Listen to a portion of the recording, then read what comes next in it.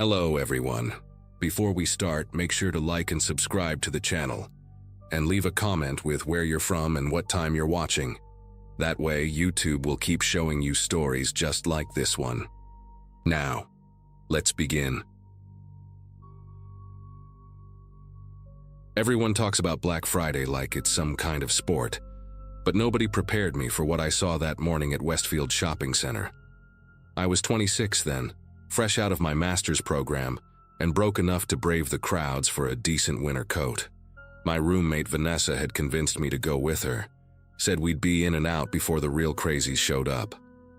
We got there at 5 in the morning, and the parking lot was already packed, cars circling like vultures waiting for someone to leave. The energy felt wrong from the start.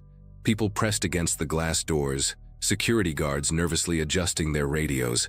When those doors finally opened, the crowd surged forward like water breaking through a dam, and I remember thinking maybe I should just turn around, go home, forget about the stupid coat. But Vanessa grabbed my arm and pulled me along, and before I knew it, we were inside, swept up in this river of bodies all flowing toward different departments. She wanted electronics, I needed clothes, so we split up near the food court with a promise to meet back in an hour. The apparel section was on the second floor, and by the time I got up the escalator, it was already chaos. Racks were getting picked clean, hangers scattered on the floor like bones, and everyone had this desperate look in their eyes. I made my way toward the outerwear section, trying to stay close to the walls, avoiding the main aisles where people were literally running with armfuls of merchandise.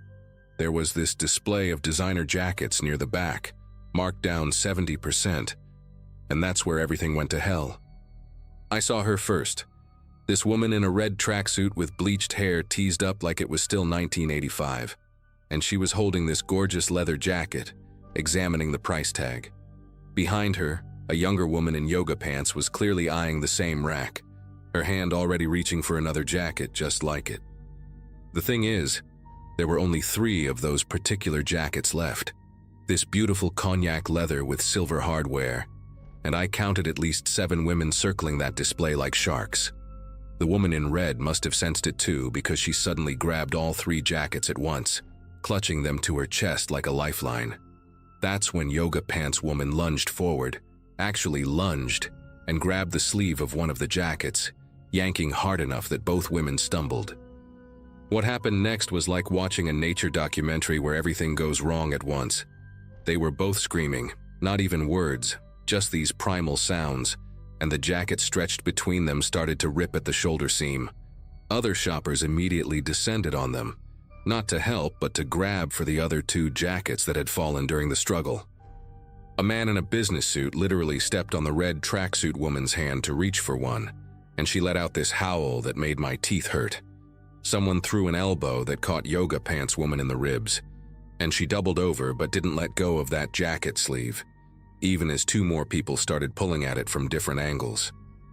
The security guard by the dressing rooms was talking frantically into his radio, but he didn't move closer, and honestly, I couldn't blame him. The crowd started pushing in from all sides, drawn by the commotion like moths to a flame, and I found myself pressed against a circular rack of blouses, the metal bar digging into my hip. A teenager with braces shoved past me, actually used my shoulder as leverage to propel himself toward the fight, and I stumbled backward into a mannequin that toppled over with a crash. The sound seemed to trigger something because suddenly everyone was grabbing and shoving, not just for those jackets, but for anything within reach. I saw a middle-aged woman with a church group tote bag slam another shopper into a mirror, which spider-webbed but didn't shatter, and the impact sound was horrible, this dull thud followed by gasping.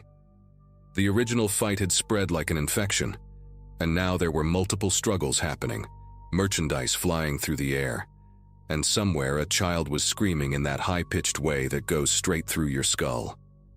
That's when I saw the older woman, probably in her 70s, with one of those walkers that have the tennis balls on the feet. She was trying to move away from the chaos, inching along the wall toward the elevator, her face pale and confused like she'd wandered into a war zone. She almost made it too, was maybe 10 feet from safety when this wave of bodies surged backward from the main fight. A heavy-set man in a football jersey stumbled right into her, and I watched her go down hard, the walker flying one way, her purse the other. The sound she made when she hit the floor was small, almost lost in all the noise, but I heard it. This soft oh of surprise and pain. She tried to get up. I saw her hand reaching for something to grab onto. But then the crowd shifted again and people were stepping on her, over her, around her like she was just another obstacle. Her flowered blouse got caught under someone's boot and tore, exposing the pale skin of her back, and still people kept coming. I tried to move toward her. I swear I did. But the crowd had become this living thing that moved on its own logic, and every step I took forward pushed me 2 steps sideways. Someone's elbow caught me in the stomach and I bent double, gasping. And when I looked up again, I couldn't see the old woman anymore. Just feet and legs and the occasional glimpse of fabric on the floor. The jacket that started it all was now in pieces, strips of leather hanging from different people's hands like trophies from a hunt gone wrong. A display table collapsed with a sound like thunder, sending stacks of folded sweaters cascading everywhere, and people were literally diving for them, sliding across the floor on their stomachs.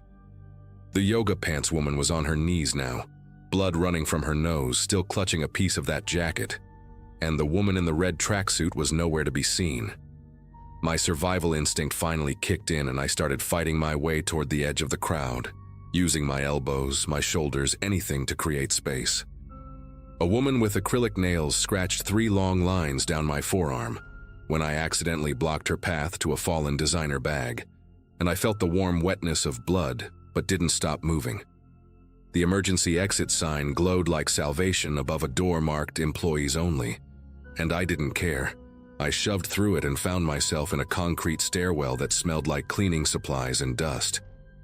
My legs were shaking so bad I had to sit on the steps, and that's when I realized I could still hear the chaos through the door, muffled but constant, like listening to a storm from inside a basement. My phone was buzzing nonstop, Vanessa texting asking where I was, if I'd gotten anything good, completely oblivious to what was happening 1 floor above her. I stayed in that stairwell for maybe 20 minutes, listening to sirens getting closer, the sound of heavy boots running up and down the stairs below me. Eventually, a security guard found me, this young guy who looked like he'd aged 10 years in the last hour, and he told me the police had cleared the floor but I needed to leave through the loading dock. He walked me down, past other shell-shocked shoppers sitting on the stairs, one woman still clutching a cashmere scarf with the tags on like she'd forgotten she was holding it. When we got outside, there were ambulances everywhere, their lights painting the concrete walls red and blue, and I saw them loading someone on a stretcher, a small form covered in a silver emergency blanket. I never found out if it was the old woman with the walker, but the way the paramedics were moving, careful but not rushed, made my chest tight with dread. Vanessa found me sitting on a parking barrier near the loading dock, and she was furious at first, holding 2 shopping bags and complaining that I'd made her leave the electronics line where she'd been about to score a flat-screen TV for $200. But then she saw my arm, the scratches already turning dark and puffy, and her face changed. We drove home in silence except for the news on the radio. Reporters already calling it the worst Black Friday incident in the state. 7 people hospitalized, 1 in critical condition. They interviewed shoppers who described it like some kind of natural disaster, unavoidable, nobody's fault, just the price of good deals. One woman actually said, and I'll never forget this, that it was worth it because she got her grandson the gaming system he wanted.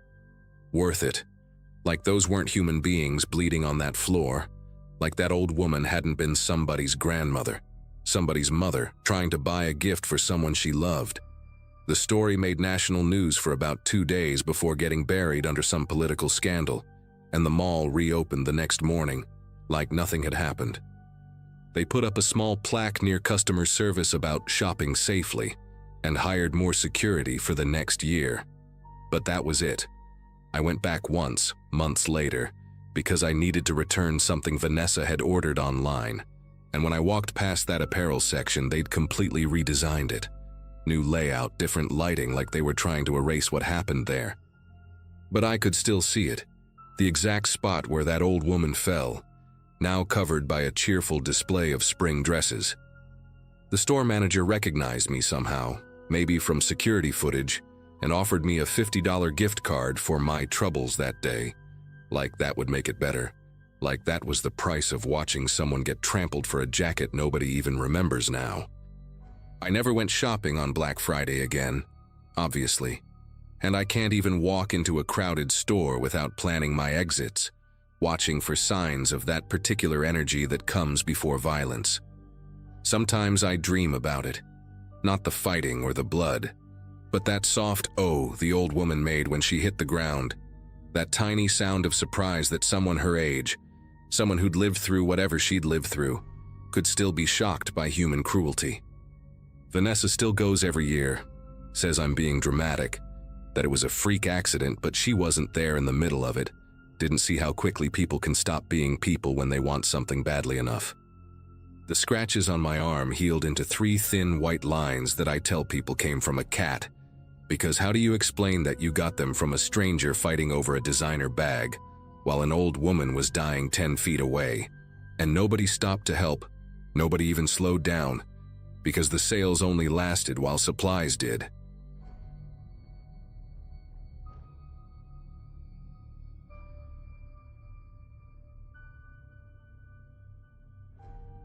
November always meant tight budgets for me, juggling rent and student loans while watching everyone else prep for the holidays.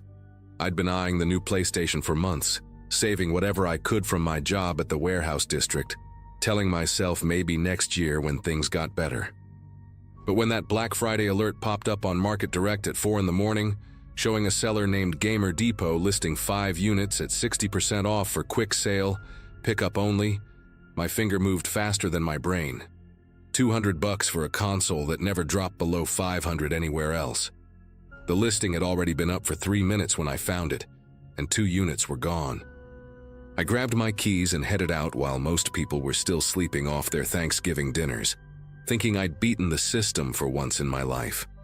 The pickup address led me 40 minutes outside the city to an industrial area I knew pretty well from my delivery routes.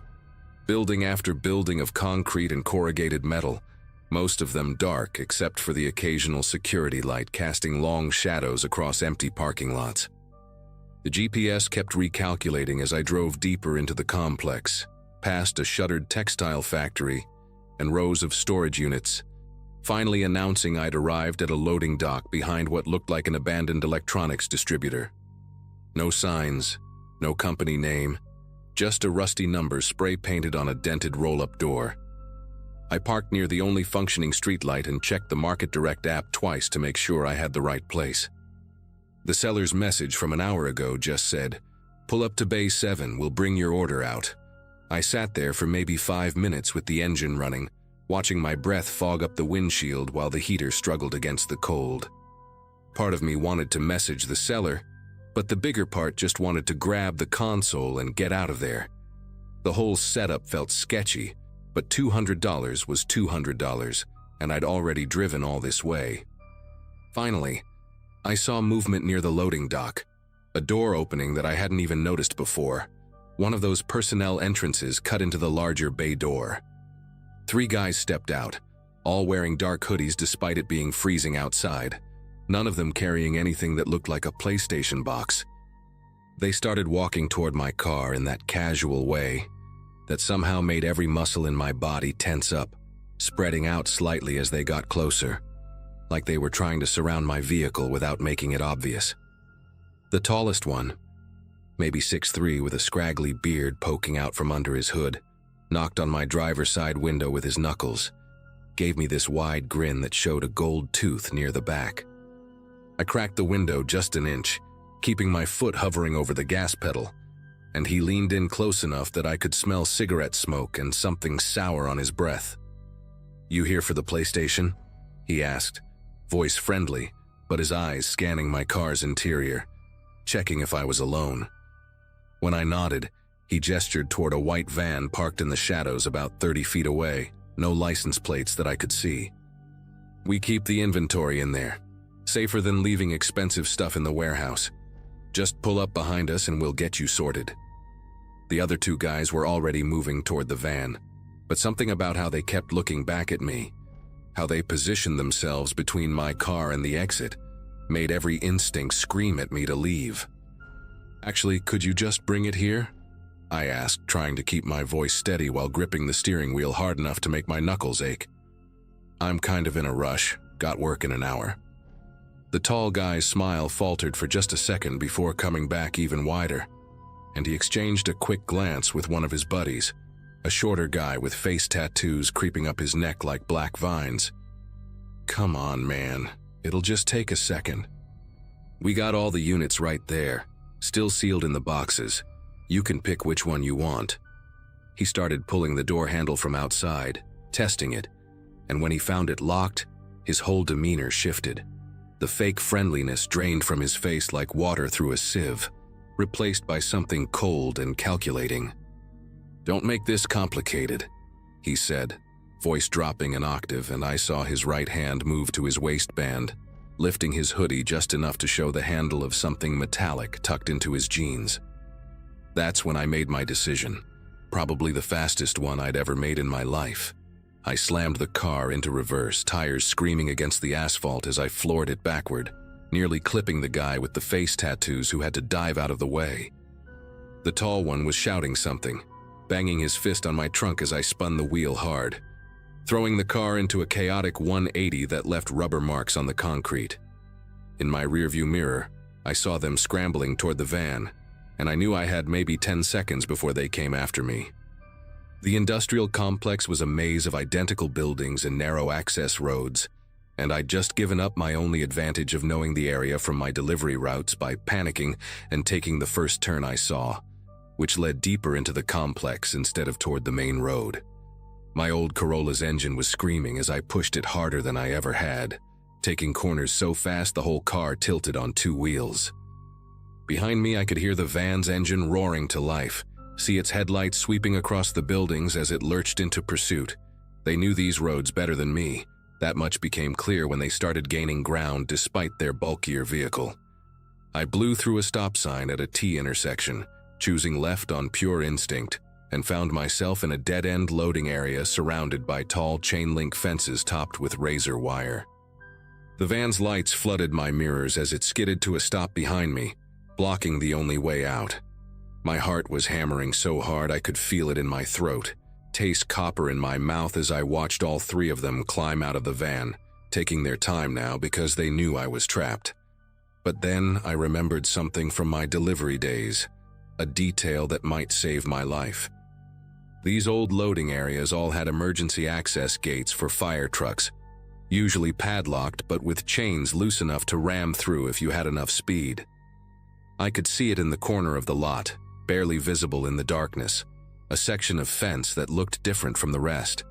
The three men were walking toward me, spread out in a line, the tall one now openly holding what looked like a knife that caught the light from their van's headlights. I revved the engine, threw it in reverse again, and they actually laughed, thinking I was going to try ramming their van. Instead, I cranked the wheel hard right, building up as much distance as I could in the small space, then shifted to drive and floored it straight at that emergency gate. The impact felt like hitting a wall, the chain snapping with a sound like a gunshot, the fence posts bending outward as my car burst through in an explosion of sparks and twisted metal. The Corolla's front bumper was hanging by a thread, dragging on the asphalt and throwing up a shower of sparks as I careened onto a service road I'd never seen before. My windshield had spider-webbed from the impact, making it hard to see, but I didn't dare slow down. In the cracked side mirror, I caught glimpses of the van's headlights as it struggled to follow through the destroyed gate, having to slow down to navigate the twisted metal I'd left behind. The service road connected to the main industrial thoroughfare, after what felt like hours but was probably 30 seconds. And suddenly I was merging into early morning Black Friday traffic, regular people heading to regular stores for regular sales, completely unaware that I'd just escaped whatever those men had planned for me. My whole body was shaking so bad I had to pull into a gas station 3 miles down the road just to catch my breath and call the police. The cops took my report, said they'd been tracking similar scams across the state, Fake marketplace listings leading people to isolated locations for robberies. They found the loading dock area, found the tire marks and the destroyed fence, but the van and the men were long gone. The detective, an older guy named Brennan with tired eyes and coffee stains on his shirt, told me I was lucky, that most people who fell for these schemes ended up losing their car, their money, sometimes worse. He showed me photos from other cases, people beaten unconscious, one kid who'd been stabbed when he tried to run, a woman who'd been held at knife point while they cleared out her bank account at nearby ATMs. The PlayStation listing had been deleted minutes after I'd escaped. The seller account vanished like it never existed, and Market Direct claimed they had no way to track who'd posted it since the account was created with fake information and accessed through a VPN. I spent $3,000 fixing my car, money I definitely didn't have, but it was still cheaper than buying a new one. The body shop guy whistled when he saw the damage, said it looked like I'd been in a demolition derby, asked if I wanted to file an insurance claim. I told him no, paid cash, didn't want any record of my stupidity following me around. For weeks after, I'd wake up at night thinking I heard that van's engine, check my rear view mirror constantly even on familiar roads, avoided that whole industrial district completely, even though it added 20 minutes to some of my delivery routes. The fear faded eventually, the way these things do, but I never forgot the lesson. Every Black Friday since, when those deals start popping up on marketplace apps and social media, listings that seem too good to be true from sellers with no history, I think about that morning, about how desperation and greed nearly got me killed over a gaming console I didn't even need. These days, I tell everyone who'll listen about what happened, post warnings in local Facebook groups every November, try to save other people from making the same mistake. Some believe me, others think I'm paranoid, say things like that don't happen in our area. But I know what I know. Those men are still out there, probably using different names, different locations, different bait. Maybe they've moved on to other cities, other schemes, but every holiday season they're somewhere, setting their traps, waiting for someone desperate enough or naive enough to take the bait. And the worst part is knowing that no matter how many warnings get posted, how many news stories run about these scams, there's always going to be someone like me, someone who sees that perfect deal at the perfect time and thinks they're different, thinks they're smart enough to handle it, right up until they're sitting in a police station looking at photos of what happens when these situations go wrong.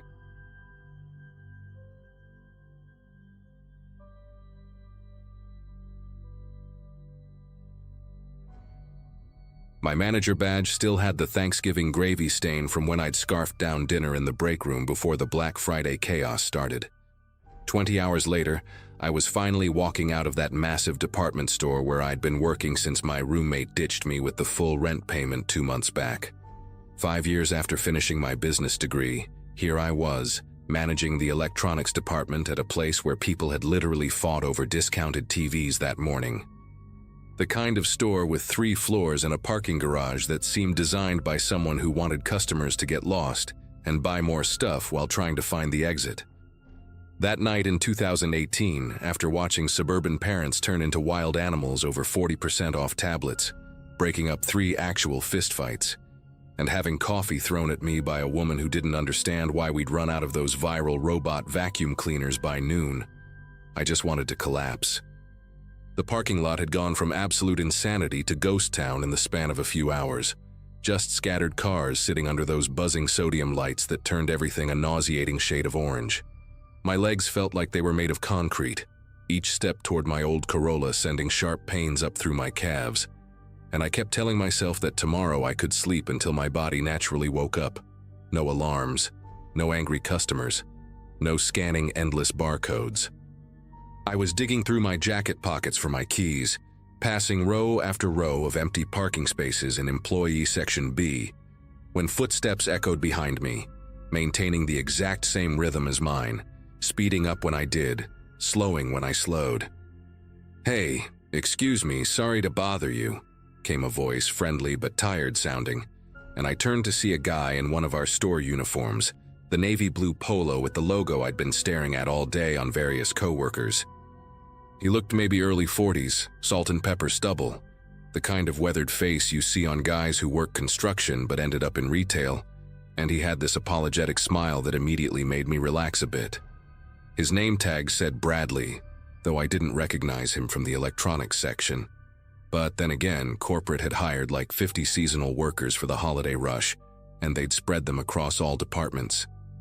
He was carrying one of those clear employee bags we're required to use, and I could see a wallet, some crumpled receipts, and what looked like a half-eaten sandwich inside.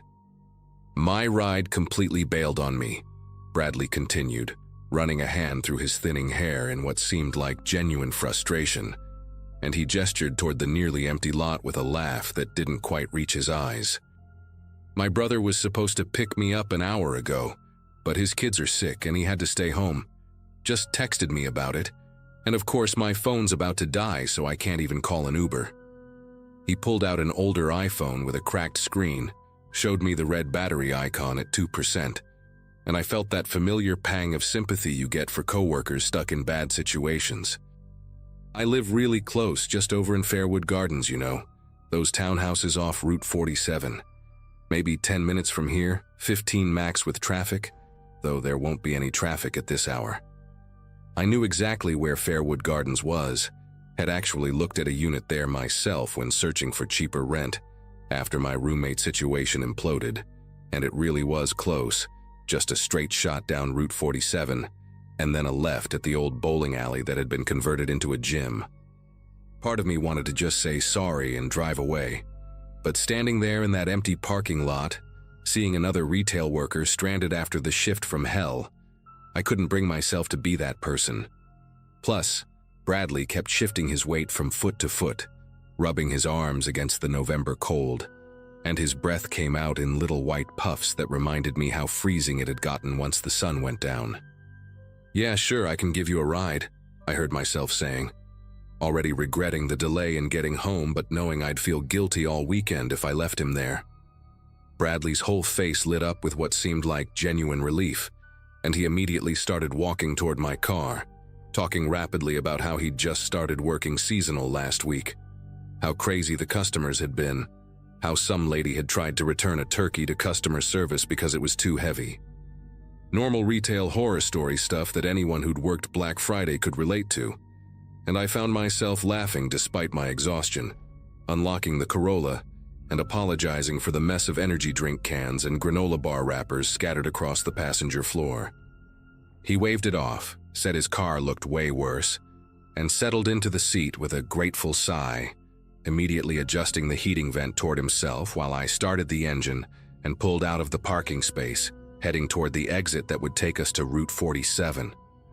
Route 47 stretched ahead of us like a black ribbon, completely deserted except for the occasional semi-truck hauling merchandise to restock stores for the rest of the holiday shopping season, their headlights cutting through the darkness before disappearing around curves. Bradley kept up a steady stream of conversation for the first few minutes, asking about how long I'd been working at the store, complaining about the new scanning system they'd implemented, normal coworker small talk that required minimal responses from my exhausted brain. But when we passed the closed bowling alley where I expected him to tell me to turn left toward Fairwood Gardens, he stayed quiet for a moment, then said, "Actually, keep going straight for another mile or so. There's a shortcut through the back entrance that's faster." His voice had changed slightly, more focused, and he was sitting up straighter in the passenger seat, peering intently through the windshield at the dark road ahead. I should have questioned it, should have insisted on taking the main entrance I knew, but exhaustion makes you stupid, makes you compliant, and Bradley immediately launched back into talking about some customer who'd tried to haggle over a clearly marked price, keeping my mind occupied. We passed the lit-up sign for Fairwood Gardens' main entrance, kept driving into a stretch of road I didn't recognize, where the streetlights became fewer and farther between, where the houses thinned out and gave way to patches of woods and empty lots. "Turn right at this next road," Bradley said, pointing to what looked like barely more than a dirt path between two thick clusters of trees. "Trust me, it cuts right through to the back of the development." Saves like 5 minutes, and my house is right there at the back section. The gravel crunched under my tires as I made the turn, my headlights illuminating nothing but trees pressing in from both sides, and somewhere in the rational part of my brain, alarm bells started their delayed ringing. We drove for maybe another minute down this narrow dirt road, branches occasionally scraping against the sides of my car, with sounds that made me wince, thinking about the paint job I couldn't afford to fix, when Bradley pointed ahead to a small clearing. "Right there, just pull in there. My place is just through those trees on the footpath. Stupid developer didn't put in a proper road to the back units yet," he explained, and against every instinct that was now screaming at me, I pulled into the clearing, my headlights sweeping across dead leaves and bare dirt. The moment I shifted into park, ready to tell him this was as far as I could go, that he'd have to walk the rest, headlights blazed to life directly behind us, so bright I couldn't see anything in my rearview mirror except white glare, and a dark sedan pulled up right against my bumper, boxing us in completely. Bradley's hand moved to his door, not to open it, but to engage the lock. A soft click that sounded like a gunshot in the sudden silence after I'd instinctively turned off my engine. And when I looked at him, really looked at him for the first time since we'd left the parking lot, his entire demeanor had transformed. Gone was the tired retail worker, the apologetic smile, the grateful relief, replaced by someone sitting perfectly still, watching me with an expression of calm patience, like a fisherman who just felt the first tug on his line. "Here's what's going to happen," he said in a voice completely different from before, lower and stripped of any fake friendliness, while behind us a car door opened and footsteps approached on the gravel. "You're going to sit very still. Keep your hands where I can see them, and my associate is going to come around to your door." My brain went into this weird overdrive mode, like when you're taking a test and suddenly all the answers become crystal clear, and I remembered something from a self-defense video I'd watched after my roommate left, and I was living alone for the first time. Never let them take you to a second location.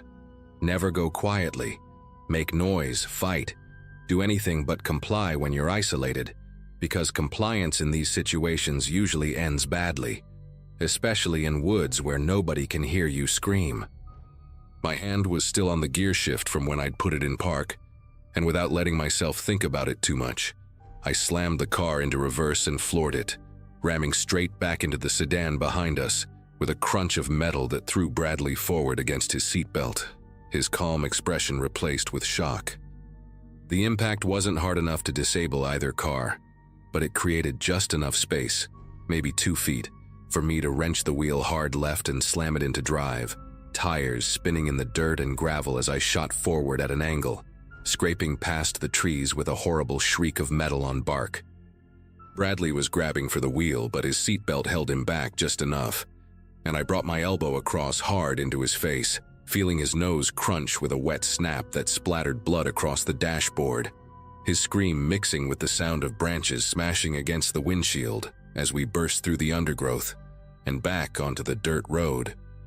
Behind us, the sedan's engine roared to life, headlights swinging wildly as they tried to turn around in the tight space, but I had maybe a 30-second head start, enough to reach the main road where there would be other cars, witnesses, safety, my speedometer hitting 60 on a road meant for 25, Bradley moaning and holding his broken nose beside me, and when we finally exploded onto Route 47, I didn't stop until I reached a gas station 5 miles away where I called 911 while Bradley stumbled out and disappeared into the darkness before the police arrived.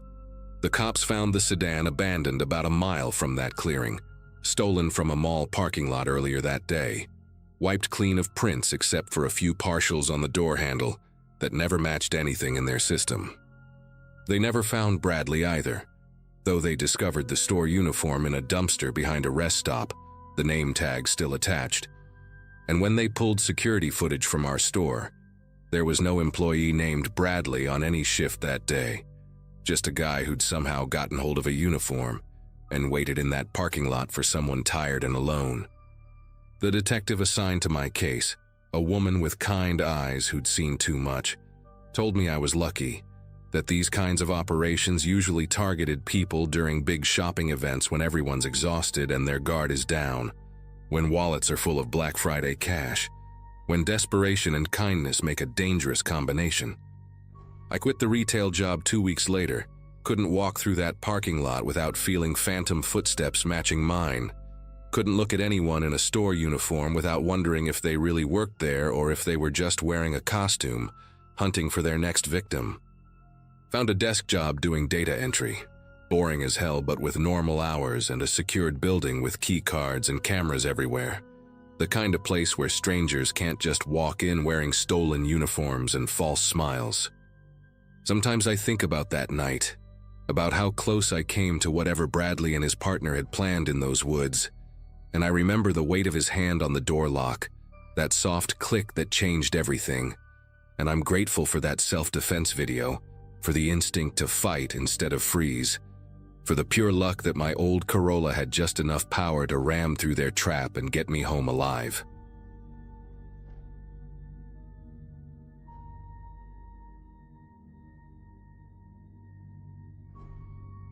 My daughter needed a laptop for college, and I needed to not go deeper into debt.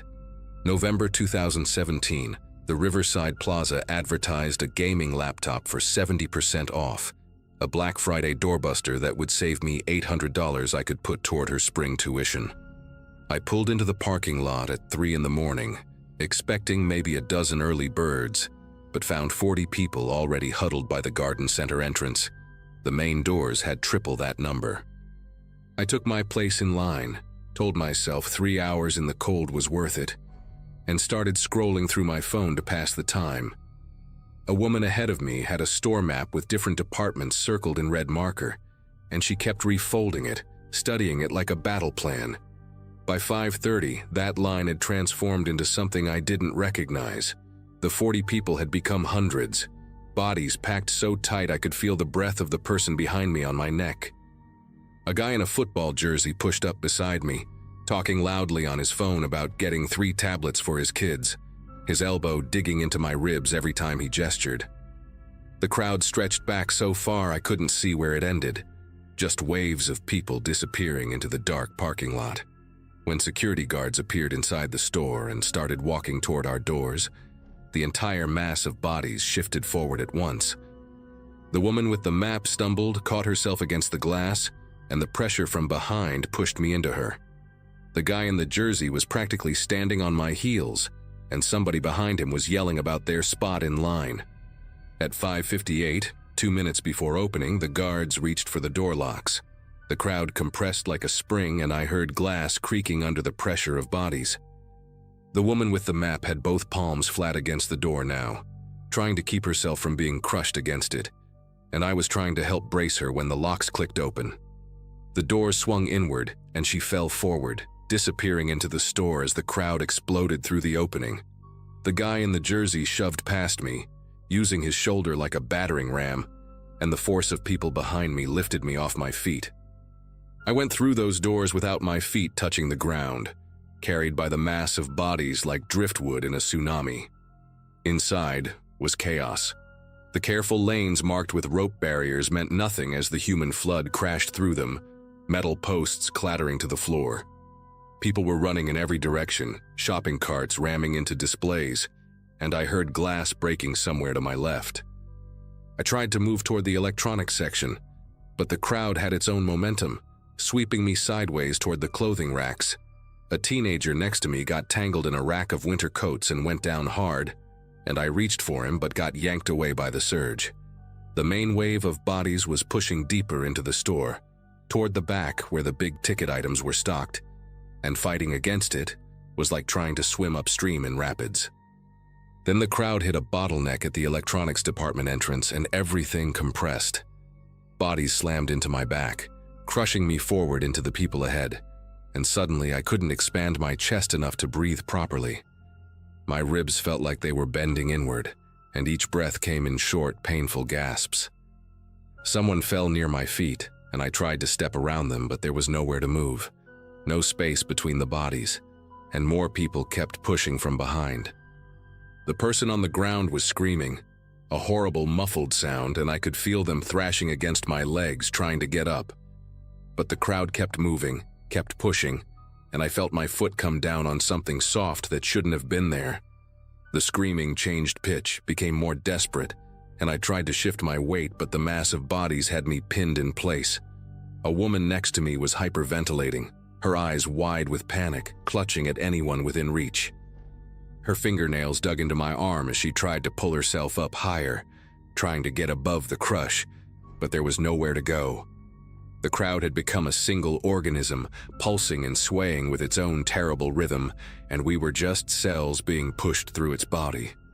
I saw a man ahead of us go down, pulled under by someone grabbing his jacket, and the crowd closed over him like water. The person under my feet had stopped screaming, but I could still feel movement down there, weak attempts to push against the weight above them. My vision started going gray at the edges from the pressure on my chest, and I realized with absolute clarity that I might die here, trampled to death over a laptop sale, and my daughter would have to identify my body. Survival instinct took over. I started throwing elbows, hard, not caring who I hit, just trying to create space to breathe. The woman with her nails in my arm wouldn't let go, so I twisted sharply and heard her cry out as she lost her grip. I pushed against the person in front of me with everything I had, using them as leverage to keep from being pushed down myself. The mass was slowly flowing through the electronics entrance, and I let myself be carried, focusing only on staying upright. Each step was a fight to maintain balance, to not trip over whatever was on the floor.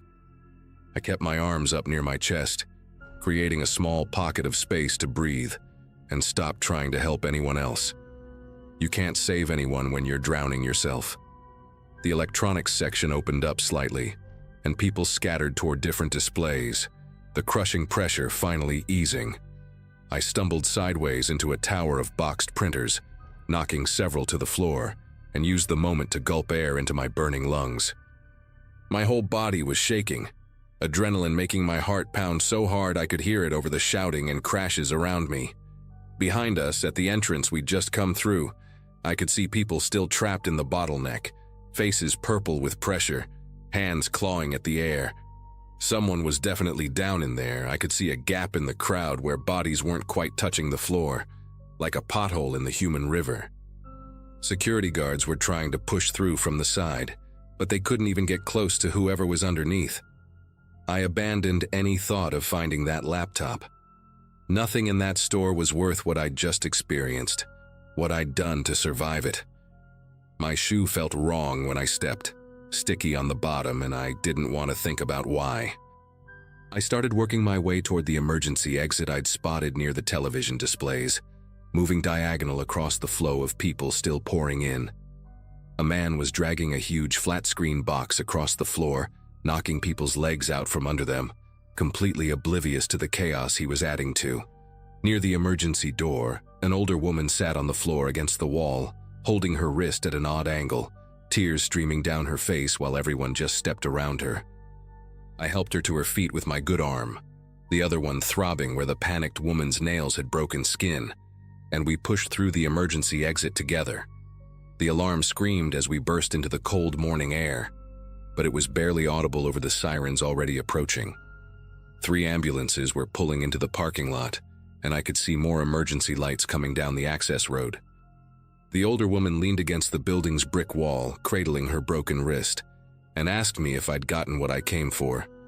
I just shook my head, couldn't find words to explain that I'd nearly killed someone with my feet, that I'd chosen my life over theirs in that doorway. She nodded like she understood anyway, like maybe she'd done something similar in there.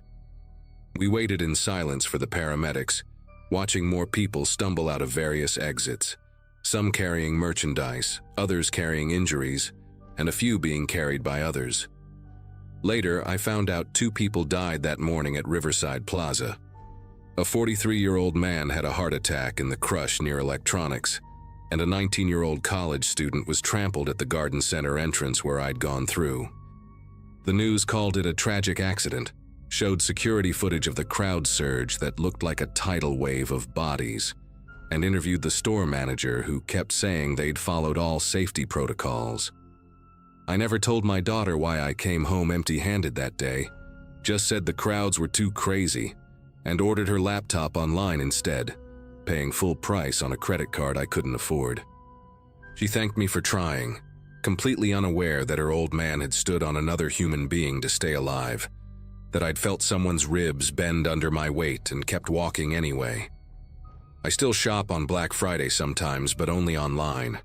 When I see those doorbusters advertised, the 70% off deals that seem too good to pass up, I remember the weight of all those bodies, the pressure that turned people into animals, turned me into something I didn't recognize. I remember the woman with the map who disappeared through those doors first and wonder if she made it out okay, if she got whatever she'd circled on that paper. Most of all, I remember that soft give under my foot, the muffled screaming that stopped too soon, and how easy it was to choose myself when survival was all that mattered. They never released the names of the victims, but I know one of them was under me in that doorway, and I know I'm part of the reason they didn't make it out. That laptop would have saved me $800, but what I did to survive that sale cost me something I can never buy back.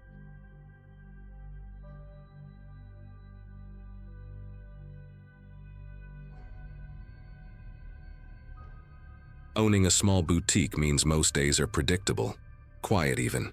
Violet Thread had been my baby for about 6 years, tucked into a corner spot in downtown Portland with my business partner Jade. We sold curated vintage pieces and some local designer stuff. And honestly, we were happy with our little niche. Then one random Wednesday in 2022, I posted a video on TikTok showing this incredible collection of vintage leather jackets we'd just acquired, and the thing exploded. Like 2 million views in 3 days kind of exploded. Suddenly we had people messaging us from across the country, asking if we'd hold items, if we shipped internationally when our next sale was. Jade and I decided to go all in on Black Friday that year. We'd never done anything major before, maybe had 40 customers trickle through on a normal sale day. But we sensed this could be different. Still, nothing prepared me for what I saw when I pulled up to the shop at 4 a.m. that Friday and found a line of people wrapped around the entire block,